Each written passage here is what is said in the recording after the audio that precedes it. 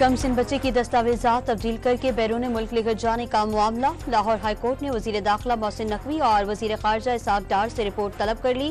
1 ماہ میں کم سن بچے کی بیرون ملک سے واپسی سے متعلق پیش رفت رپورٹ بھی مانگ لی۔ ٹوبہ ٹیک سنگھ کی تحصیل پیر محل میں تیز رفتار ٹریکٹر ٹرالی نے اسکول وین کو روند ڈالا۔ 4 طلبہ جاں بحق اور اساتذہ سمیت 10 زخمی ہو گئے۔ ٹرالی کا ڈرائیور موقع سے فرار ہو گیا۔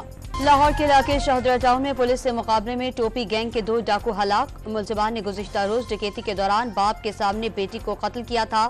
ٹوپی گینگ نے 4 روز قبل فائرنگ کر کے پولیس کانسٹیبل کو بھی شہید کر دیا تھا۔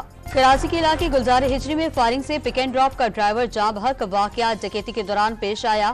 اہل خانہ کا دعویٰ، گلستان جوہر میں ڈاکوؤں نے کار شو روم کے باہر شہریوں کو لوٹ لیا۔ پاکستان اور سعودی عرب کا تعلقات پر اطمینان کا اظہار۔ وزیر اعظم شہباز شریف اور سعودی ولی عہد محمد بن سلمان کی 1 on 1 ملاقات۔ تجارتی اور سرمایہ کاری امور پر گفتگو۔ شوال کا چاند دیکھنے کے لیے مرکزی رویت حلال کمیٹی کا اجلاس کل اسلام آباد میں ہوگا۔ محکمہ موسمیات کے مطابق کل عید الفطر کا چاند نظر آنے کا قوی امکان۔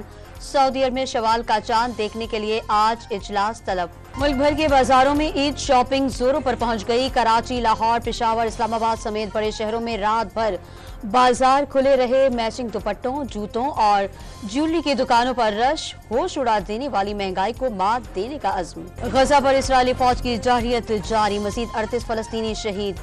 تباہ شدہ پٹی میں جا بجا لاشوں اور اجتماعی قبروں کے مناظر۔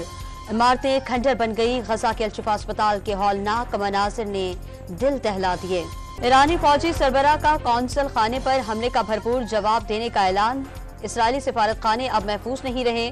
مشیر سپریم لیڈر کا انتباہ۔ اسرائیل نے فوجیوں کی چھٹیاں منسوخ کر دیں۔ فوج طلب۔ اور پاکستان اسٹاک ایکسچینج میں تیزی کا رجحان۔ 400 سے زائد پوائنٹس اضافے کے بعد انڈیکس 68,800 پوائنٹس کی ریکارڈ سطح عبور کر گیا۔